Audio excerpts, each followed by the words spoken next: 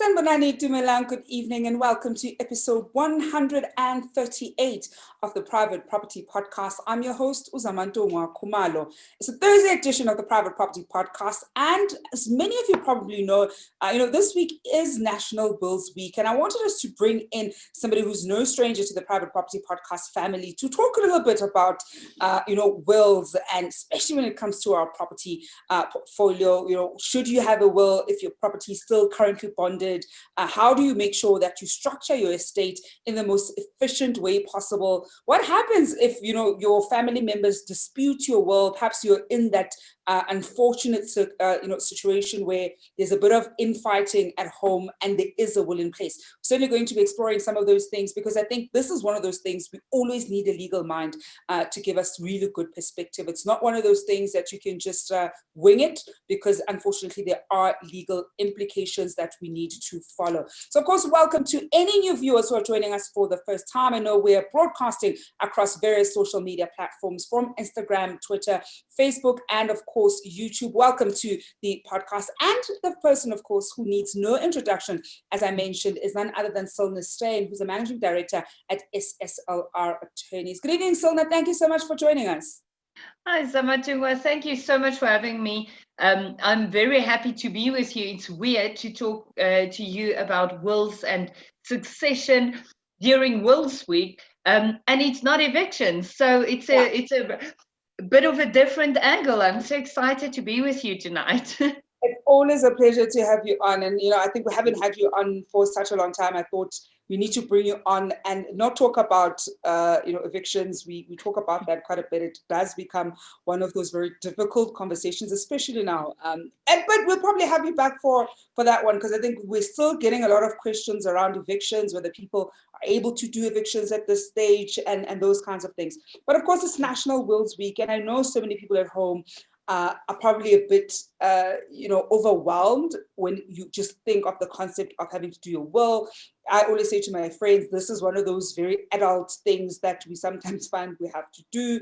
But of course, it is a necessity. Whether you have property or you don't have a property, when you certainly have some kind of estate and funds or perhaps assets that must be distributed, it certainly makes a big difference when there's a will in place. But perhaps before we go to sort of the nitty-gritties of the will, what happens when there is no will in place? Because I think so many people are, of course, we know, simply don't have a will, and they may have assets or perhaps policies that are going to pay out, or perhaps their pension. So what exactly happens when you don't have a will in place? So this is a very interesting conversation, because in South African law, you have one of two options. Obviously, one, if you have a will, everything, all your assets gets distributed in terms of your will, and we're going to talk about wills the rest of the time.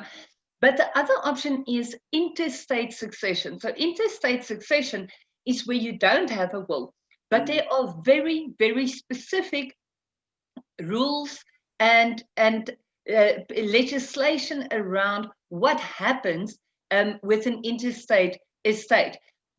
This is sub-ideal, because the truth is, Samatunga, it depends on your setup. So if you're a single person, never married, don't have children or anything, you don't have a will, all your assets will then go to your parents. If your parents are predeceased, then it goes to your siblings from there.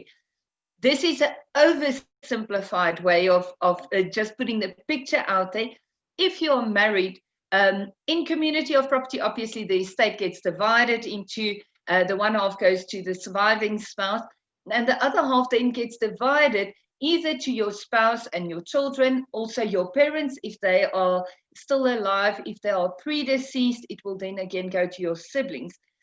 Again, I have to really highlight that I'm oversimplifying the rules of interstate succession, so people don't think, anyway, I love my parents and my siblings, I don't need a will. That is not what I am saying, guys. There's a lot more to this. There are things, for instance, by legislation, a minimum amount that has to go to your spouse if you are married and you have children. But what happens in a situation where you have people that has to inherit from you interstate? so you don't have a trust set up for the minor children in that situation. And there are minor children, that money is going to go to the guardian fund. And we'll touch on that when we talk about wills as well. But you don't have any control. Now, I do appreciate that a lot of people, and I share this sentiment in a big way. When I'm dead, it's not a me problem. But unfortunately, and I think and I'm a millennial myself, so I'm seriously not millennial bashing here, but especially for us as millennials, we don't really grow up in a generation where we receive big inheritance. I think the generation before us did, and they basically were set for life with their inheritance. Our generation aren't really receiving big inheritance, if any, and we don't really see the value in building a big estate to leave for our children. It could be because we are under 45 as a bunch of millennials, so that could be the problem. But what I do see is that people sort of have the idea that, don't worry, the law of interstate succession will anyway take the place of my will, and it will be easier, so I don't have to update my will. I'm just going to let it go. The law will sort it out.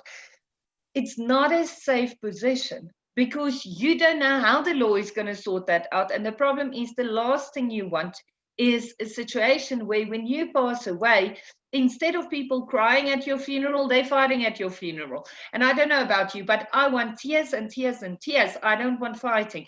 And that's the long and the short of interstate succession, that I get a few answers there that you were looking for.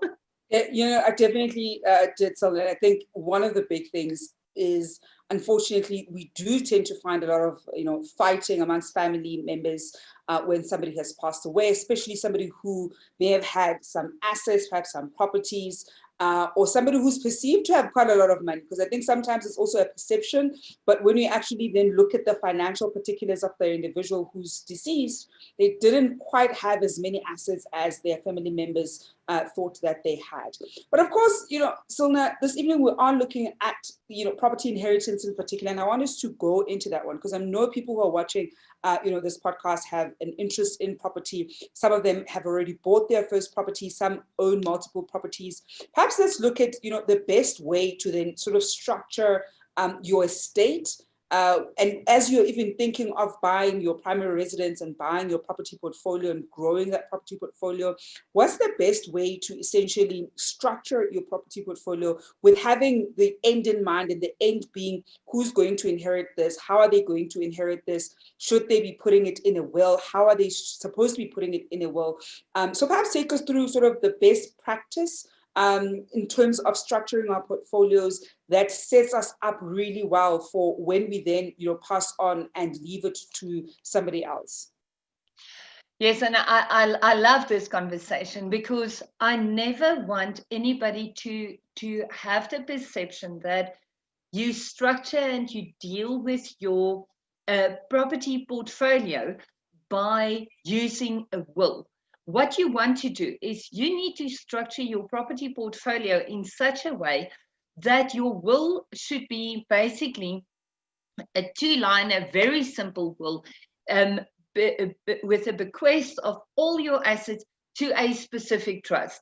That's the end, and that's sort of like the last Uno card that you play. It's like that last bequest to a trust. But everything must already be running and already be set up. So if there is some last bits of money coming in, say from a policy or whatever, we know where it should go, and there's nothing funny behind that. What I'm saying, just to break down what I said, was what I mean is, what you want is you want your portfolio to be structured in such a way that you can get to a point of seamless succession. Now, the term seamless succession is something I've started using in seminars about 2-3 years ago. And anybody that's ever been in a seminar where I don't talk about evictions, but where I talk about property portfolio structuring, would have heard this term from me. Seamless succession is the thing that I aim for myself and also for my clients. best way in achieving that is to have companies. And why I like companies instead of trusts is simply because of tax. In a trust, you can end up paying an amazing amount of tax, and I'm all for paying tax, guys. Please pay your taxes.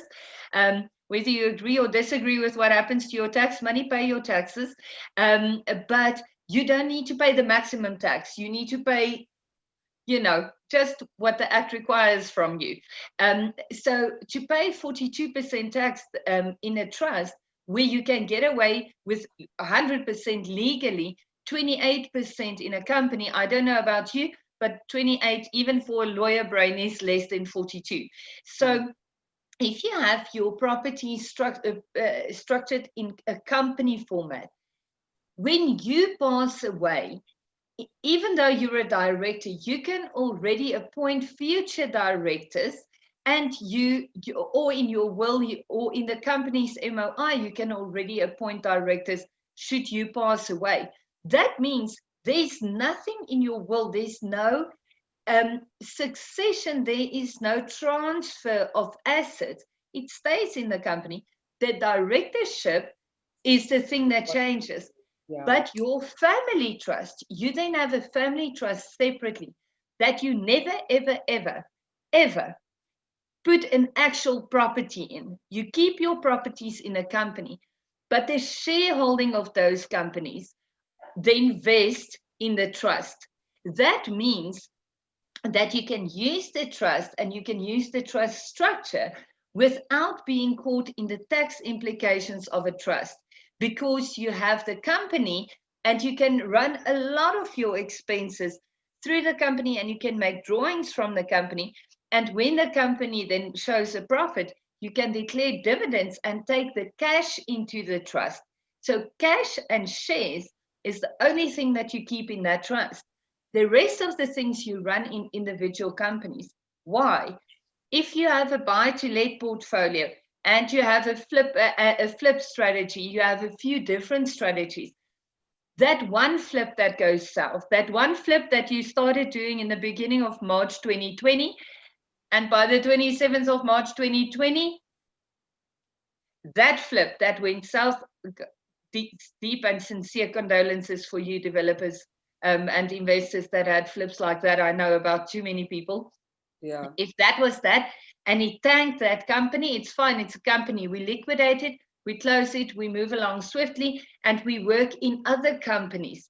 Now, still, you're going to have to repay the money that you lost. It might be a liquidation that hits you pretty hard, but at least you can move on in different companies where the family trust hold the shares of all those companies. So essentially what then happens is, if your structuring is correct in companies and in trusts, by the time you pass away, there might be a bit of cash in your personal name, but ideally, by the time you pass away, if you live like I wish to live to 120, by the time I'm 120, I honestly, Zama, if my property portfolio and my investment portfolios aren't perfectly structured, I'm going to have to think back on the life choices that I've made for 120 years. So by the time you pass away, you ideally want your structure to be in such a way that basically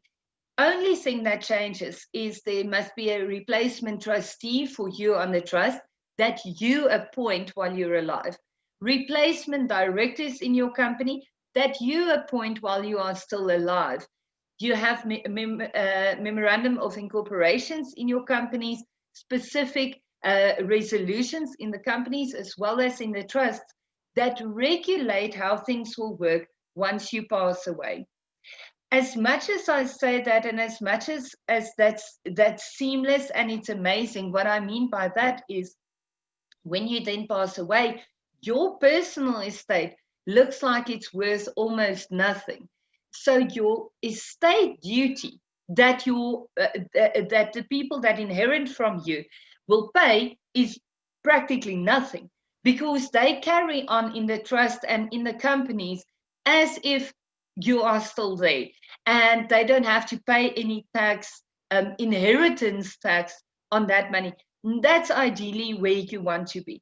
That's unfortunately not the situation for everybody. But if you know that that is your plan, aim for that. And every time you make a choice, make it in that direction, so you steer your portfolio into that direction. And Cilna, as you're even speaking, a part of me was already thinking of, how I've structured my things. I'm like, okay, certain changes may likely need to be made because that actually makes better sense for, beneficiaries going forward. And in the event where perhaps I might have children, and a part of me is thinking, okay, you almost need to be quite strategic and think about the most admin-free or as you've put it, seamless succession plan as possible, because oftentimes we hear stories of people who, whose parents passed away or their spouse passes away, and just winding down their estate takes years, and they only really get, the payout sometimes even 3 years after the fact. And it's because, unfortunately, we didn't, effectively plan our estate, and we didn't make sure that we think about the admin that the people on the other side are left with. And the reality is, when you've lost somebody, you're also not in the greatest stage to have to be dealing with, the executors of the estate and fighting people because you're grieving. So I think it is a great place for us to be thinking about it on this side, as we are planning and growing our property portfolio. But Cilna, I want us to go for a quick break. And when we come back, I also then want us to look at what happens or the best ways to remedy when people do fight over a will, because we are going to find it. And perhaps one of the best tools or best ways, I suppose, that people at home, as they're going to probably contact various attorneys this week and draft their will, what are some of the best ways that they can do to even make sure that their will is drafted a certain way, to perhaps minimize some of that fighting. And in the event where it does happen, what are some of the avenues that they could potentially use to mitigate that? And of course, to our viewers at home, if you've ever had a legal matter when it comes to somebody's will, certainly do share that with us. I think one of the unfortunate things is we do see quite a lot of fighting over their family estate. And sometimes it's not even that, it's a lot of money. But we still do see fights. And it is quite unfortunate because it tends to divide the families for such a long period of time, end up not talking to that side of the family or not talking even to your siblings because there was just infighting for perhaps your family's estate or the spouse's estate. I certainly want to hear from you. Or if you're trying to figure out the best way to set up your portfolio right now, or your estate, so that your children don't have to go through any issues when you unfortunately pass away, then do share those questions and comments with us. We're going to go for a quick break and we'll be back just after this.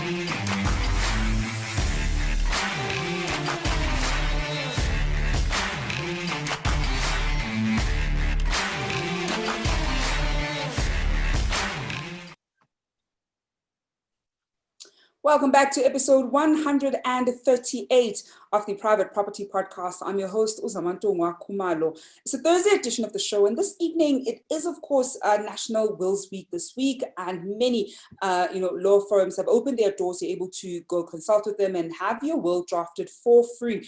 And we want to take advantage of that to talk about the particulars of property inheritance and really get an understanding of even some of the best ways that we can structure our property portfolios that will make it seamless for our loved ones to be able to, of course, inherit that when we have passed on. We are, of course, taking your questions and comments at home about property inheritance and best practice for us to structure our property portfolio as efficiently as possible. And to help us best navigate this one, we're joined by Cilna Steyn, who's the Managing Director at SSLR Attorneys. And Cilna, we've got a question here from Facebook. This one is coming from one of our top fans, Unkateko Ahape, who asks, if one doesn't have parents and kids and also doesn't have a partner or a spouse, do the half siblings get first preference or do the cousins get preference? Well, the thing is, unfortunately, Zama, I'm going to have to ask 7 more questions before I can answer that one, because there are too many things that's so intricate. So based on the question, I'm suspecting that is the position for this particular viewer. And my advice on that would be, most people in their late 20s, early 30s, late 30s are single and not planning to get married, not planning to have children. That is not the answer. You don't have a will or a proper structured property portfolio because of inheritance. You have that for tax benefit also while you are still alive. Also, you don't want to be in a position where your 59th cousin that you've never met eventually end up inheriting everything that you own. So I would still recommend a will. And on this particular topic, a lot of people specifically bequest items to specific people. I'm personally not a fan of that. I prefer a trust where the trustees has the discretion to distribute money to the potential beneficiaries. Why I'm saying this is, you don't want your will to have to be updated every time a new kid is born, every time you have a new niece or nephew arriving, or you might be like someone we know, adamant that you're going to be single for the rest of your life, and the next moment you fall deeply in love. So I don't know who I'm talking about, but it could potentially happen to someone. So don't plan your life around and your estate around your current situation. For the same token, you can be deeply in love with someone and happily married. If you bequeath everything to that person in your will, and in the meantime something can happen, that person can pass away, and you might be so traumatized that you don't get the time to amend your will. You can get divorced, whatever, you might change your mind. Things happen, and for that reason I prefer a discretionary trust where the trustees are alive at the time that you are not, to make the right decisions around your estate. I want to, while I'm on that topic, want to caution people also at the same time against trying to rule from the grave. When you leave this earth, I am so sorry to break the news to you guys, but we're taking absolutely nothing with us except, relationships and loved ones. So they'll join you later. But you can't take your property with you. You can't take your money with you. You're going to have to leave it here. Avoid the want to rule from the grave. Why I'm saying this is where the family fights start. Because now I am giving this to my one sister and not this to my other sister. And now the middle sister is like, what did I do wrong? And they have fights. And essentially, it's you that caused the fight from your grave. Luckily, all respect to everybody that's ever accidentally done this, but avoid the want to rule from the grave, simply because it complicates your will, and it's going to end up complicating the finalization of the estate. And the last thing that you want is an estate that pends for too long. I have a very dear friend whose father passed away more than 12 years ago, and his estate still hasn't been finalized. And it's such a heartbreaking thing to see, because nobody can really close the book and move on from the heartache. You need to be able to keep good memories of a person, not deal with litigation on the back of finalization of an estate. Mm-hmm. And you know, it is such an unfortunate thing, so because we do see some of those cases where an estate, you know, winding it down and really having that case closed takes years and years and years, and sometimes some of the people who are supposed to be beneficiaries end up even passing away, you know, before the estate is actually round up, which of course creates future problems because perhaps they then had children. Now the children are going after their parents, you know, inheritance or supposed inheritance. So it really does end up creating quite an uncomfortable situation for a lot of people at home. We've got a question here from one of our Instagram viewers, Colin Underberg Berg, who says, absolutely clever, keeping properties in companies instead of in a trust. It makes succession planning inheritance so easy. And his question is, how do I appoint future directors while I'm still alive? My recommendation on that would be more in a conversation with the current board of directors. And you can have a discussion, have a resolution to say, when you pass away, your recommendation to the board would be that this person be appointed. So remember, don't think about these companies that we're talking about in property portfolios as the typical company in a corporate setup. I appreciate that that would be very different. If you have a company with outside shareholders, you're not going to be able to do that. But if it's you and your wife, for instance, and your oldest child is already 17, turning 18 soon, and the kid actually has like a proper way of thinking, you and your wife, and maybe you have another party that's also a director, you guys will already decide and do a resolution to say that should you pass away, this person will be appointed as a director. Enforceability of that, if it's in a different, bigger company structure, is not really going to happen. The Companies Act doesn't specifically allow for that. But because we're talking about small, family-owned private companies, you are able to do that because you don't have a foreign board of directors and foreign shareholders. Your family trust is the only shareholder, and you make the choices to the benefit of your shareholder. So that's how you would handle that. We've got a question here from one of our Facebook viewers, Fairoza Mayet, who asks, my husband and I are married in community of property and our will is old, but my husband was very ill and I'm unable to sign anything. What can I do? Sure. I'm very, very sorry to hear that. My recommendation, so very ill, unfortunately, I'm going to have to, again, ask a few questions before I can answer. So I'm going to work from the assumption that he is still alive, but very ill, so he can't physically sign, but it doesn't sound like he's mentally in a place where he cannot make decisions. So my recommendation would be to very urgently get in contact with a notary public. So an attorney, most attorneys will have attorneys, conveyancers, and notaries at the same time. And my recommendation would be to do that very quickly. Do a power of attorney on your behalf and deal with the assets as it stands now, potentially moving into a company, to a trust, something like that. Or even you can still get a will done, even if somebody can't sign, as long as you can show that the person was compos mentis, how can I only have a Latin word now, in his full clarity, clear mental capacity.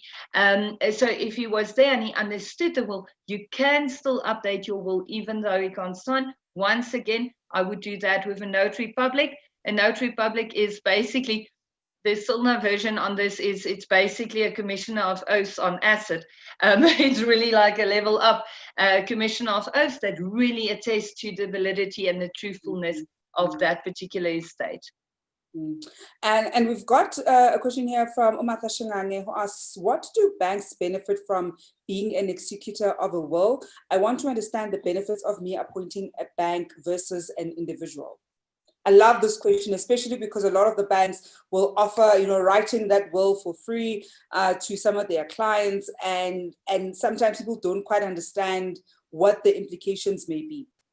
Exactly. So your fee for an executor is the last time I'm checking. So if I hope that I'm correct on this number. We don't do a lot of estates, so the actual estate executors remuneration is usually 3.5%. Yeah.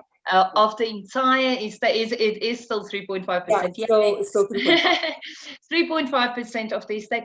That could be a massive chunk. I mean, let's be fair. If I'm Donald Trump's executor, I'll be a happy camper. So if maybe not. If I mean, we were hearing that he doesn't have that much money, so maybe not the Donald.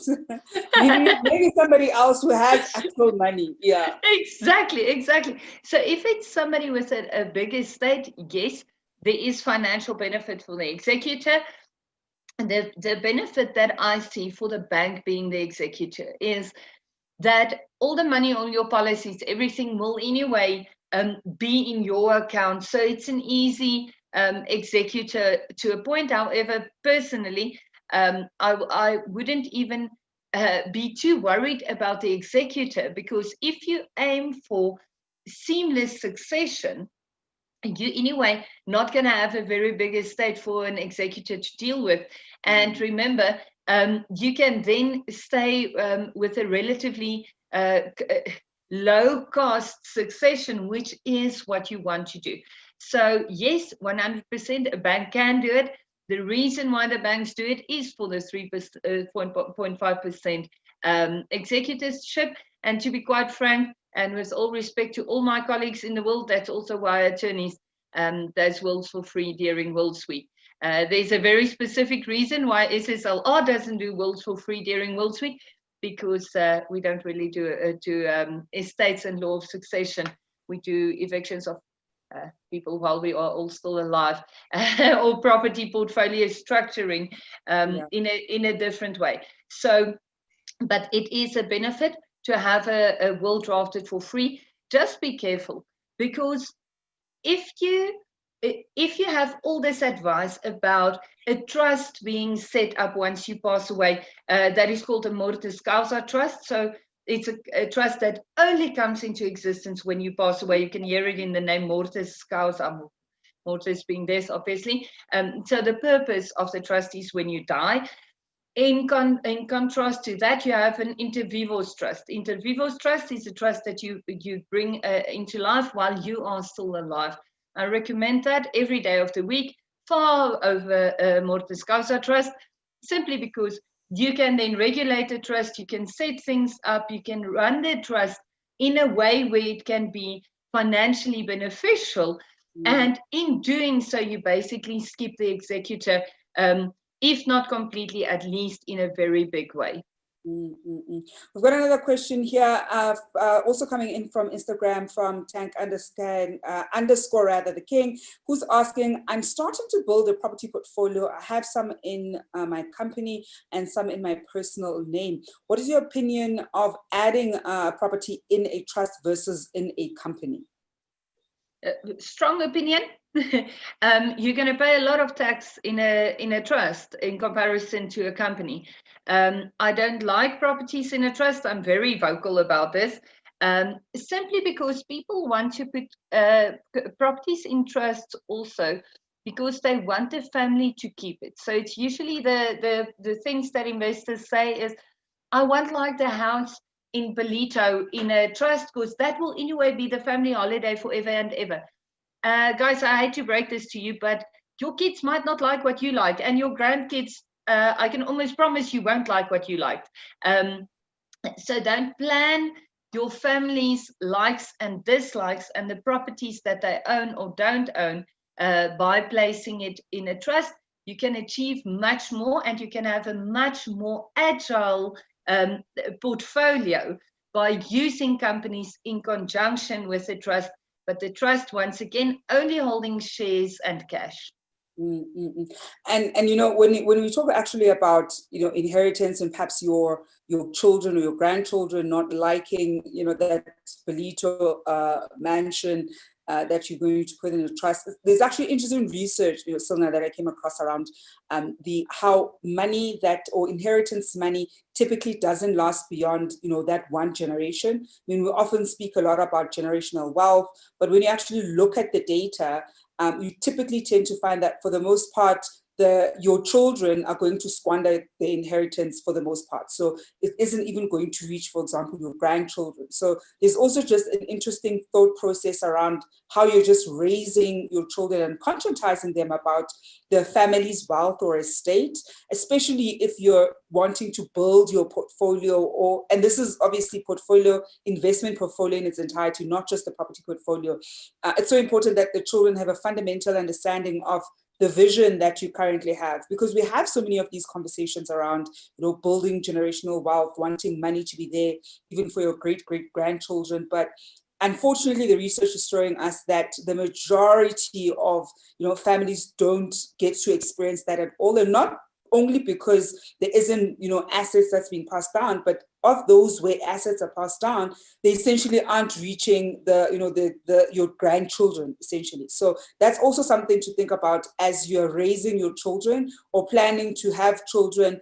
How are you teaching them about money? How are you teaching them about the work that you're putting in right now in setting up that family trust, setting up those companies, and really growing the wealth while you're alive, and knowing fully well that they're actually the ones who are going to enjoy the biggest fruits of your labor right now.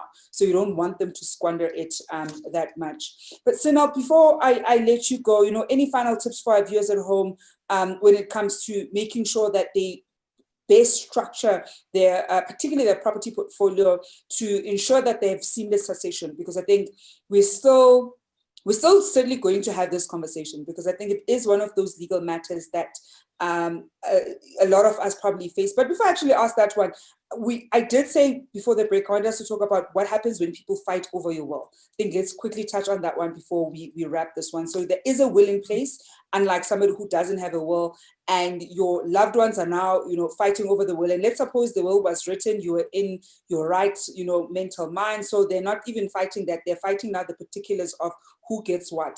And let's assume also this person didn't set it up in such a way where, you know, the shares are owned by the family trust. So they didn't use that method. They probably are now bequeathing certain, let's say, properties or items to certain members.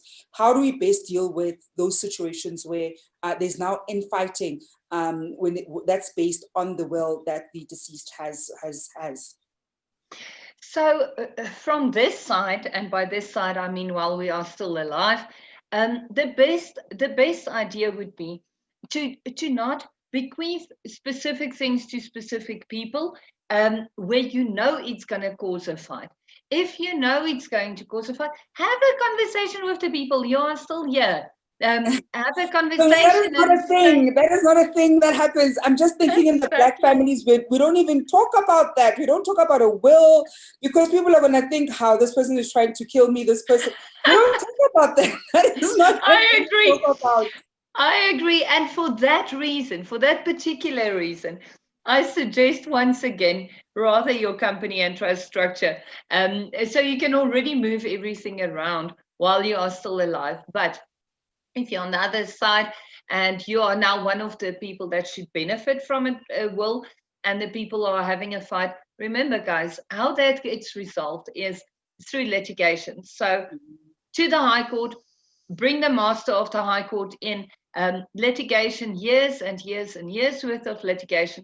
The long and the short of the story is, if I was in a position like that, I don't care how much money I'm fighting about, I won't involve myself in a fight like that, because here's the answer. All that litigation around that money is going to come from the estate. So now you have a 10-year fight. Legal fees run up to R1 million.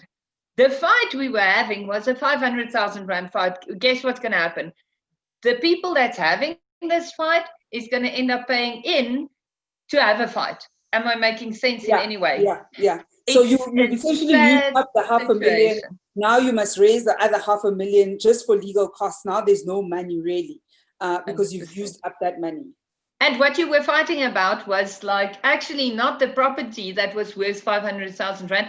The actual reason for the fight was about, you know, that fridge from, you know, that somebody had a sentimental thing attached. I'm like, Yelenia, let's. So that's my advice is think very calmly and talk to an attorney that does not want to push you into litigation. Have a conversation with an attorney that is pragmatic and that will follow a more pragmatic approach to resolving the matter, and try to avoid litigation. I hate it when people say, and I know this does, it's sometimes I say stuff that I think people wonder if I'm actually an attorney. I promise I am. But seriously, the one thing I wish for every single one of my clients and every single person out there in the world is to never, ever, ever be in litigation, because people are very quick to say, I will see you in court.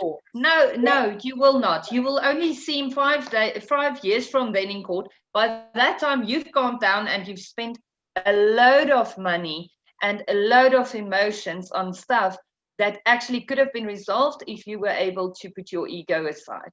Mm-hmm. So then, Cilna, final tips for viewers at home. We know try to avoid litigation because you might end up actually paying for it. If anything, maybe everybody in the family must first just calm down, go be angry in your respective corners, and then have a family lokotla, fight it out, but really do try to avoid the courts as much as possible. Any other final tips for viewers at home when it comes to this one, especially this week, as some of them may perhaps go to the various law firms to essentially write up that will?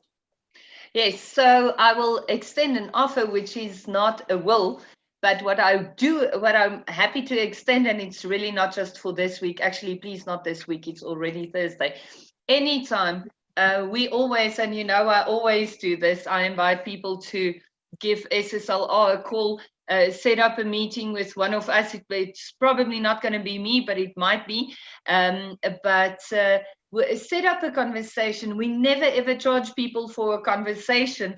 If you pop into the office, come have coffee with us, or we do a Zoom conversation. Tell us about your ideas. Tell us about your vision for your portfolio. Let's talk about what you have and what you want to have, and let us then build a path for you. You don't have to get the trust, the companies, everything set up today. You can buy property in your personal capacity for the next few years. Build up that money so we can get it into the company. But give us a shout, have a conversation with us or with your attorney, and set up a roadmap for where you are going. In the meantime, have a will in the background, just for in case something happens. And you have, but remember, your anyway, if you only have at this stage your typical life cover policies, things like that, you already have your beneficiaries in that. So have a will, but don't get yourself, especially in Wills Week, all excited about a will, then create some of the other spectacular will with a mortis causa trust that's going to be in contradiction or conflict with the actual structure that you are heading towards. So sit down calmly, plan what you want to do, and have a conversation. Again, you're more than welcome to give us a shout at SSLR. We'll build your roadmap. When we have to do an actual trust or whatever, we'll bill you for it, but we'll quote you in advance. But we'll sit down with you and see what you need, so you have a roadmap. Because, guys, it's going to take a while for us.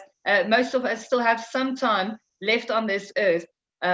We have time, but you just need a bit of a roadmap. You don't need to do everything in a day. Rome wasn't built in a day, and you really neither was any property portfolio. So sit down calmly. Don't rush into things.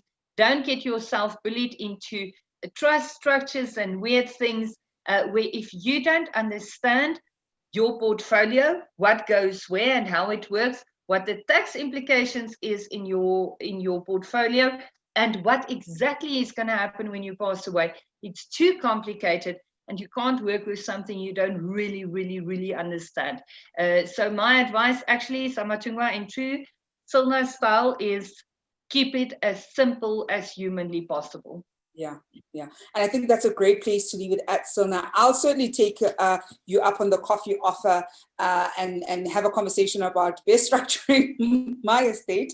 I was already saying, as you were talking earlier on in our conversation, I thought, oh goodness, I know that I haven't structured it in the most optimal way. And sometimes, in between laziness and being in lockdown and wanting to binge watch all kinds of series, watching all kinds of programs that we have right here in the private property, channels, you end up just forgetting to do some of the life admin that we have. And I'm just terrible at admin. I mean, I say this all the time here on the podcast. So there is a time when you kind of have to put on your big girl panties and do all that admin and trying to get it over and done with. But as you're saying, before you kind of jump into it, don't rush it. Almost take your time, understand what you're getting yourselves into. Don't go signing things you don't understand. Ask the attorneys that you're going to be working with as many questions as possible. This really is their job to answer your questions. You don't want to be signing something that later you might actually regret. And keep it as simple as possible. I think it's Cilna has given us a nice sort of overarching roadmap. We'll certainly invite her back on. We have her regularly enough. When we now probably want to do a nice masterclass when you're looking at structuring, because we're always finding different ways of structuring the tax implications and financial ways of structuring, but of course there's also legal instruments when it comes to structuring your property portfolio in the most efficient way possible. Well, Cilna, we're going to leave it there this evening. Thank you as usual for joining us on the podcast. Thank you so much for having me. It's always such a joy. So thank you so much for having me. And that is Cilna Steyn, who's the Managing Director at SSLR Attorneys. And of course, that then brings us to the end of this evening's edition of the Private Property Podcast with myself, Zama. It certainly has been a pleasure with you. And I do hope that, as you sort of gear up and start thinking about your estate and the different ways to structure it, how you're going to leave it behind for your loved ones, that you also have, normalize having conversations about this. I certainly know as Abantu Abamnyama, that's not a thing we do. We don't talk about that because then there'll be rumors about, oh, this one wants me dead and whatnot. But I think we need to be the generation that normalizes talking about wills and policies, and it shouldn't be the secret, so that when people pass away, because unfortunately it's inevitable, but when that happens, the family isn't left stranded, that conversations have been had and everybody's clear about, what's in the will or what policies are out there, and you don't need to essentially start fighting as a family. So that's my only ask for you this evening as a family, is let's start normalizing having these conversations about money, about our estates, about the policies and wills and what's in them as much as possible. Well, that's it for me this evening. I'm back again on your screens tomorrow evening at 7 p.m. And as usual, hoping you're staying home and staying safe.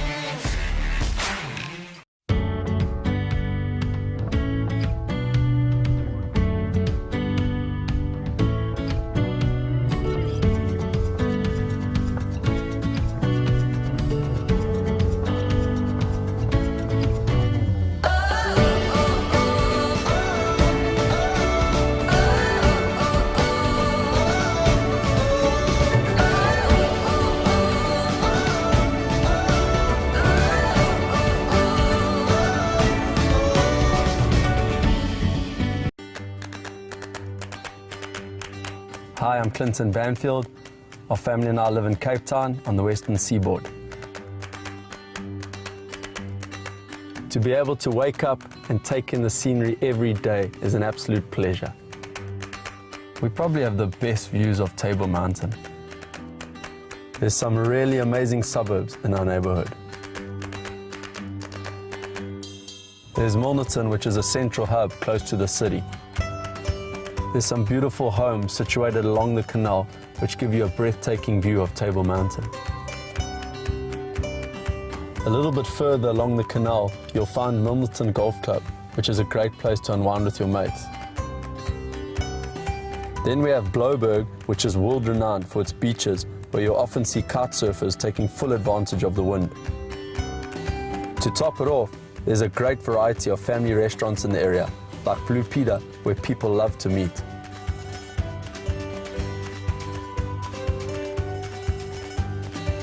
The Bayside Mall is a landmark in Tableview, giving you an all-round retail experience in a relaxed and convenient environment. As a family, we've chosen to live in Atlantic Beach Golf Estate in Melkbosstrand. Our suburb is so chilled, it really gives you this constant holiday feel. We've lived here for 2 years and we've really enjoyed the laid-back lifestyle, and this is our neighborhood.